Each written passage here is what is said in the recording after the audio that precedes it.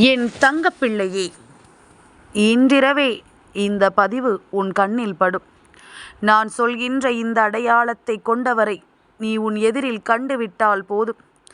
நிச்சயமாக நாளைய தினம் உனக்கு நெருக்கமான இவரின் மூலமாக மிக பெரிய சந்தோஷத்தை நீ நிச்சயமாக பெற்றுக்கொள்வாய். உன்னோடு நான் இருக்கின்ற இந்த நேரம் இனி உனக்கு கிடைக்கக்கூடிய நல்ல விஷயங்கள் அத்தனையும் மிக பெரிய மகிழ்ச்சியை கொடுக்கும். நான் எதையும் உனக்கு விளையாட்டாக சொல்ல வரவில்லை, அல்லது என் பிள்ளை மன வருத்தத்தில் இருக்கிறது, என் பிள்ளைக்கு ஆறுதலை கொடுக்க வேண்டும் என்று நான் சாதாரணமாக எதையும் சொல்லிவிட நினைக்கவில்லை.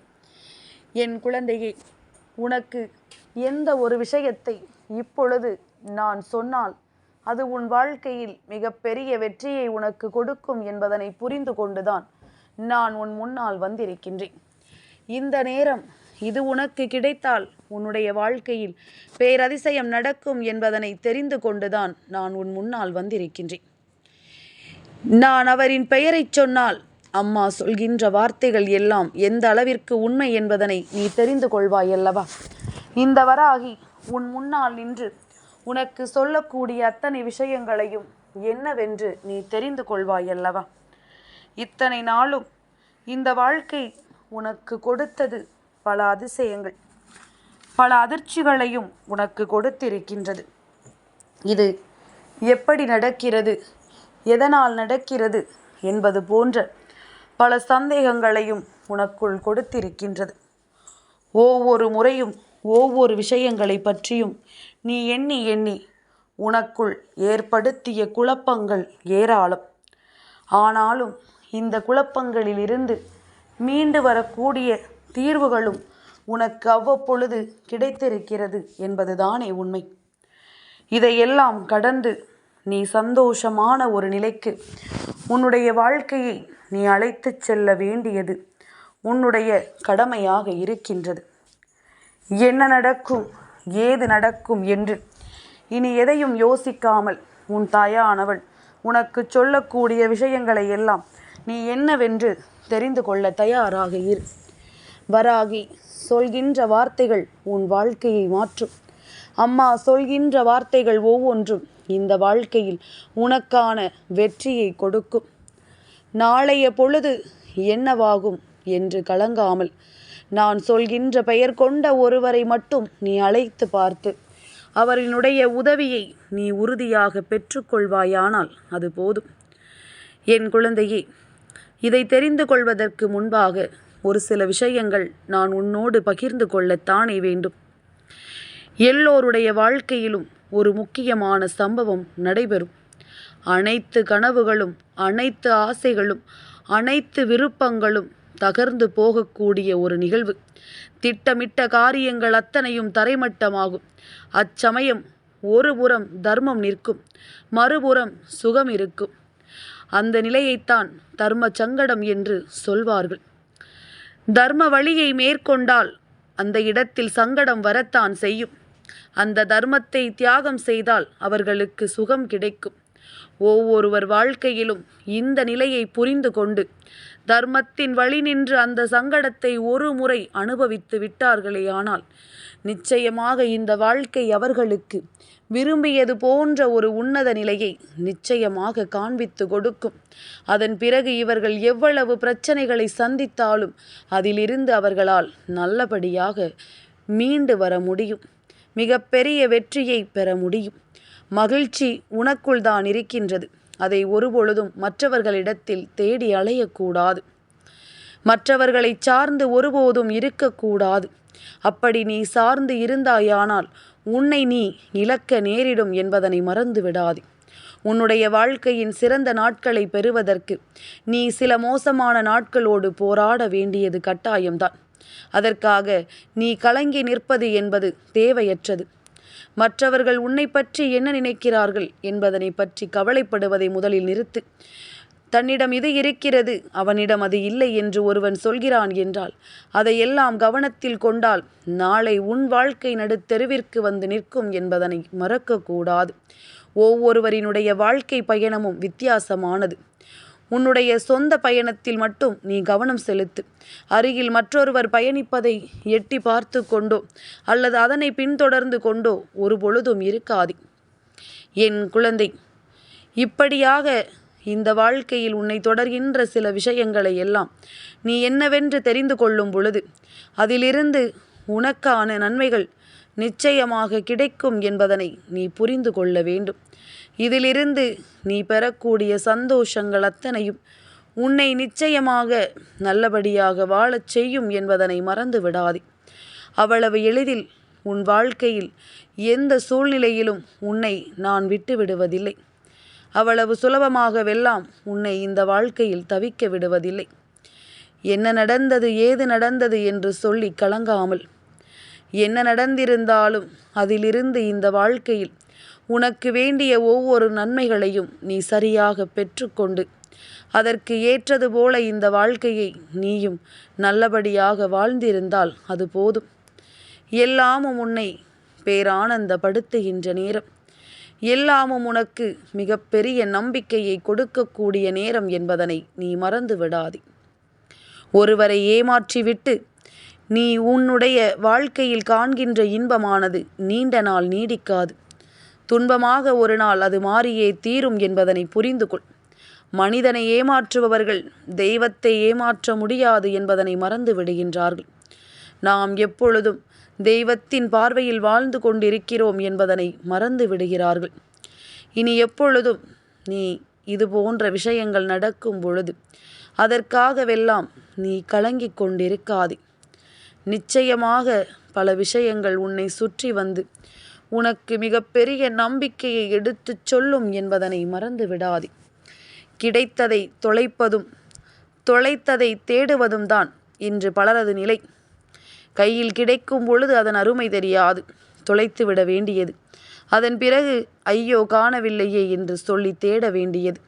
இதுவெல்லாம் இந்த வாழ்க்கையில் இனியும் அவர்களுக்கு தொடருமேயானால் எப்பொழுதுமே தனக்கு கிடைக்க வேண்டிய மகிழ்ச்சி கூட கிடைக்காமல் போய்விடும். என் குழந்தையே, என்றுமே நீ தாழ்ந்து போவதனால் உன் தரம் ஒருபொழுதும் குறைந்து விடாது என்பதனை புரிந்து கொள். மற்றவர் நிலை கண்டு சிரிப்பவர்களும் உண்டு, சிந்திப்பவர்களும் உண்டு. சிரிப்பவர்கள் உனக்கு ஒருபோதும் வழி சொல்ல மாட்டார்கள்.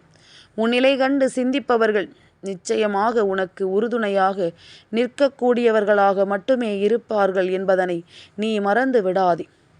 உன்னை சுற்றி இந்த வாழ்க்கை தருகின்ற விஷயங்கள், இந்த வராகி நான் சொல்லக்கூடிய அத்தனை விஷயங்களிலும் உனக்கான மாற்றத்தை நிச்சயமாக நடத்தி தரும்.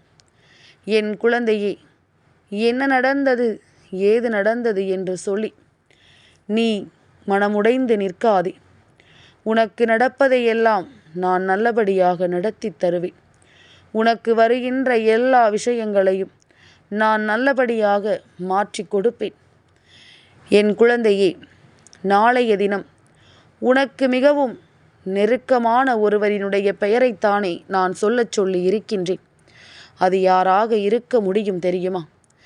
என் குழந்தையே, சிவபெருமானினுடைய வாகனமான நந்தி தேவரை நீ அழைக்க வேண்டும். ஓம் நந்தீஸ்வராய நமக என்று நாளைய தினம் நீ ஒரு முறை சொல்ல வேண்டும்.